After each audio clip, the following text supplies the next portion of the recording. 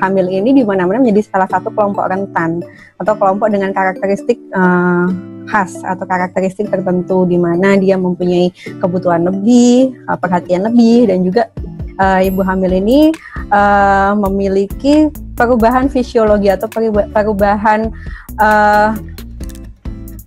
yang wajar terjadi pada keseluruhan sistem tubuh. Nah, itulah yang menjadikan ibu hamil ini jadi spesial, terutama dalam penyakit-penyakit tertentu atau dalam suatu kondisi bencana. Karakteristik ibu hamil dengan COVID disebutkan bahwa rata-rata usianya 30 tahun. Ya, kemudian usia kehamilan rata-rata diketahui di 38 minggu. Nah, ini menjadi agak rancu karena kemungkinan ibu hamil yang datang ke rumah sakit adalah memang yang punya keluhan dengan kehamilannya.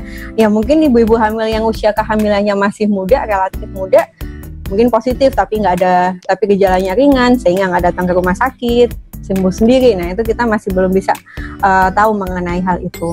Kemudian, ini yang menjadi penting adalah 59,5% ibu hamil yang terpapar yang positif COVID-19 ini adalah disebabkan karena paparan lingkungan, dan 30% lebih kecil yang kontak dengan orang yang terinfeksi. Jadi paparan lingkungan ini cukup tinggi loh. Gak jelas siapa kontaknya, tapi yang jelas kemungkinan dari paparan lingkungan itu hampir 60%, ini cukup tinggi angkanya. Sehingga ini menjadi perhatian bagi kita semua ya untuk menciptakan kesehatan komunitas, terutama di lingkungan ibu hamil. Kemudian tadi saya sampaikan bahwa keparahan penyakit relatif lebih kecil dibandingkan orang biasa, yaitu 6,9%, dan rata-rata 55,2% merupakan kehamilan yang pertama. Kemudian gejalanya apa saja? Sama dengan orang pada umumnya, gejala infeksi COVID-19 pada ibu hamil adalah paling besar 50% adalah demam. Bisa berupa batuk, lemas, nyeri tenggorokan, napas memendek, nyeri otot, sesak, diare, dan ini dia yang merah nih, 23,3% itu tanpa gejala.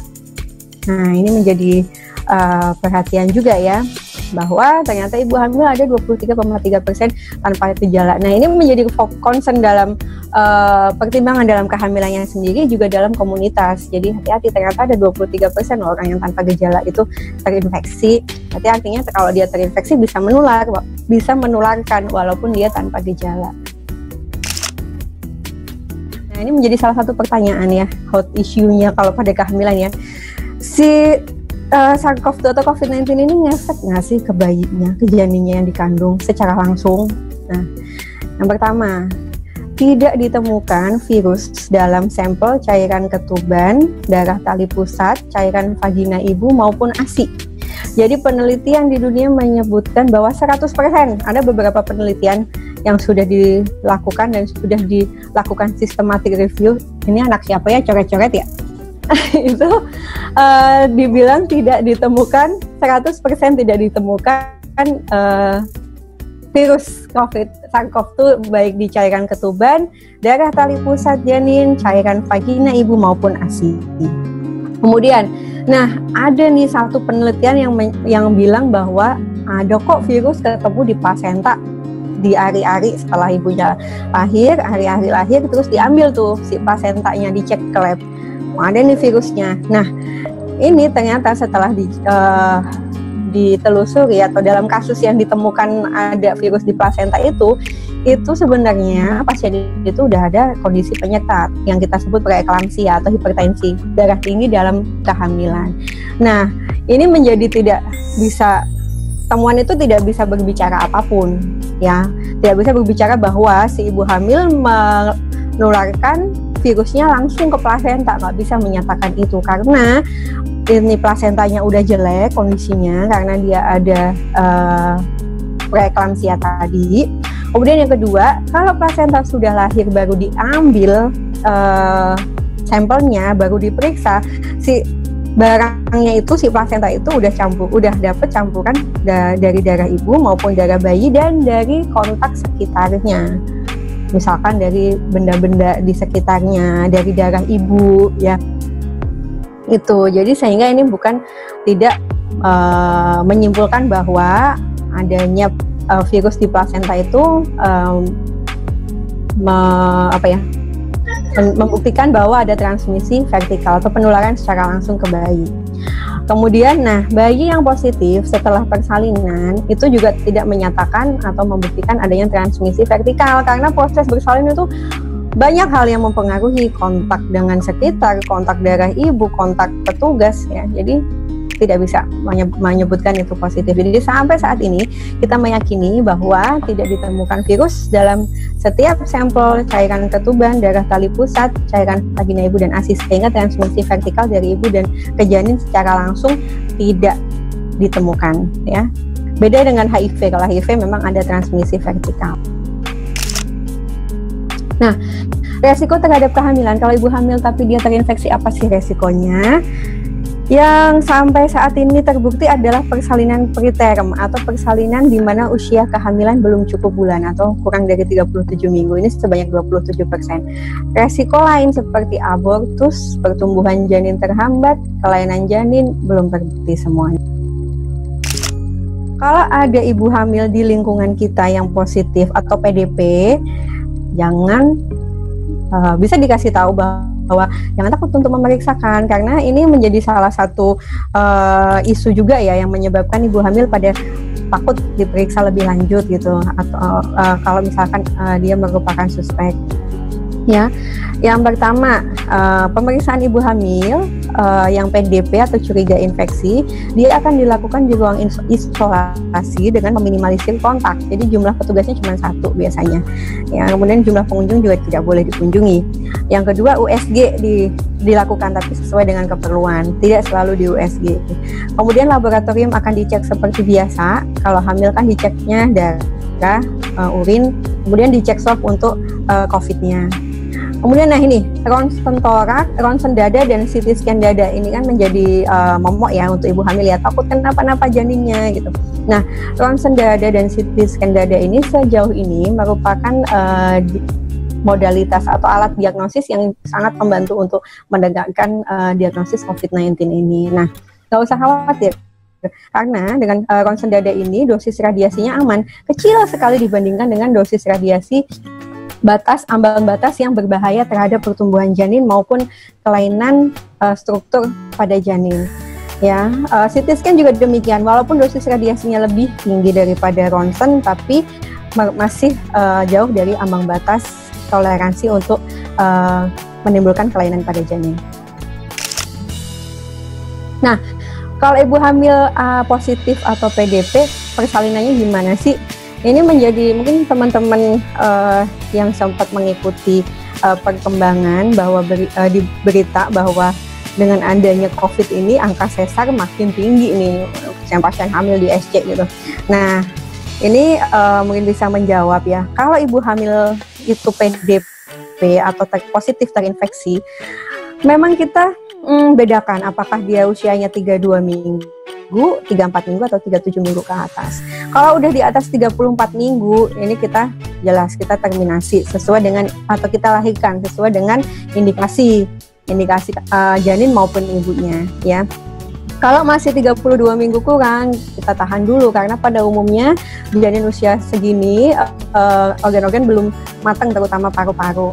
Nah, kalau antara 32 dan 34 minggu gimana, tergantung bagian anaknya, bagian perawatan bayinya, dia mampu nggak gitu merawat bayi. Nah, ini ya, kalau sebenarnya bisa dilakukan persalinan normal atau persalinan per vaginam dengan mempercepat, tapi saat ini kita pilih kalau dia datang udah pembukaan 8, pembukaan lengkap, baru kita kerjakan persalinan per vaginam dengan menggunakan ini, ada delivery chamber namanya, jadi dimasukkan kotak plastik untuk meminimalisir kontak, dan petugasnya juga harus pakai APD.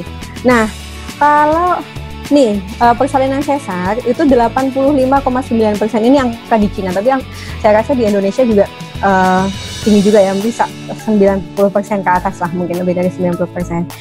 Itu memang persalinannya sesar pilihannya kalau dia PDP atau terinfeksi ya. Nah, kenapa? Untuk mengontrol transmisi ke bayi, ke dokter, ke bidan, dan ke petugas lainnya. Ini merupakan rekomendasi dari POGI atau Perhimpunan Dokter Obstetri dan Ginekologi saat ini di Indonesia. Nah, kenapa sih kalau persalinan normal itu kan kita harus menunggu lama, periksa dalam setiap 4 jam, menunggu lama, atau kita harus, misalkan kita induksi juga dari pembukaan, nggak ada pembukaan, ke pembukaan lengkap, itu waktunya akan sangat lama. Jadi butuh petugas yang kuat dengan APD lengkap level 3 yang ini panas banget dipakainya, ya kan. Kemudian dengan resiko transmisi yang lebih tinggi, resiko kontak petugas ke pasien lebih tinggi. Nah, itu kenapa kita putuskan atau diputuskan oleh POGI bahwa rekomendasi saat ini persalinannya memang sesar sampai saat ini. Nah, inilah yang menyebabkan mengapa di dunia angka sesar jadinya lebih tinggi. Ya, kita terutama pada pasien yang dengan COVID ya. Nah, sesar yang dengan indikasi COVID-nya sendiri itu mencapai 39%, hampir 40%. Jadi memang tinggi memang karena memang keputusan saat ini, sampai saat ini lebih aman di sesar.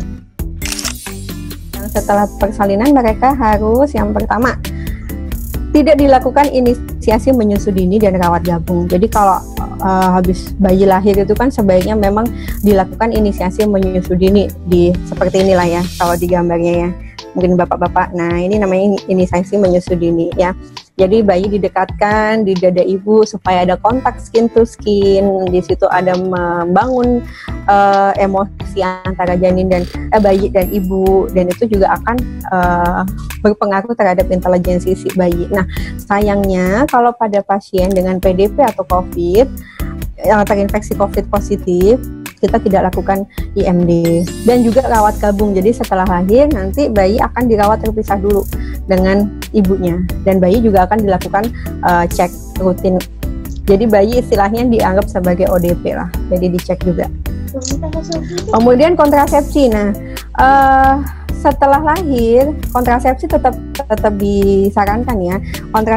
Kontrasepsinya sesuai dengan pasien non COVID, jadi nggak ada bedanya pilihannya apa yang bagus, nggak ada bedanya. Tapi kalau pemerintah sekarang mencanangkan pasang spiral pasca persalinan, itu yang tetap dianjurkan ya. Apalagi kalau pasiennya lahirnya sesar, maka dia boleh kehamilan berikutnya akan lebih aman jika 3 tahun setelah kehamilan yang sekarang. Maka yang direkomendasikan adalah spiral. Nah, kalau misalkan ibu hamil itu bergejala PDP atau terinfeksi, apa yang harus kita lakukan? Yang pertama, jangan panik. Yang kedua, informasikan pada petugas ANC atau petugas pemeriksaan kehamilan yang biasa kita datang, misalkan ke ibu bidan atau ke dokter atau ke rumah sakit yang biasa kita datang. Kasih tahu aja, saya ada gejala nih, saya batuk-batuk, demam gitu, atau saya PDP nih, saya habis kontak, saya ada gejala, saya habis kontak, kayaknya saya PDP deh. Informasikan aja. Kemudian bersikap jujur pada petugas, ini penting sekali karena dengan bersikap jujur kita akan melindungi diri kita, sehingga kita dapat advice atau dapat saran yang tepat untuk melakukan tata laksana selanjutnya, dan kita melindungi orang lain, yaitu petugas kesehatan dan keluarga kita. Kemudian karantina di rumah kalau gejalanya ringan. Tunda dulu pemeriksaan kehamilan, jangan periksa dulu setelah selesai karantina atau ibu hamil dikatakan negatif. Nah, kalau misalkan gejalanya sedang atau berat, karantina di rumah sakit, atau misalkan ada tanda keluhan kehamilan, misalkan kontraksi, ketuban pecah, ya kontrolnya karantinanya di rumah sakit. Nah, tetap hidup sehat selama karantina, itu juga penting ya. Makan bergizi, olahraga ringan 30 menit. Nah, itu juga akan meningkatkan sistem imun ibu hamil selama karantina. Nah, dukungan keluarga dan teman ini juga menjadi penting ya. Karena karantina mungkin ini ya, bosan ya, jadi harus ada yang ya video call dengan keluarga, sharing dengan teman, itu harus juga dilakukan.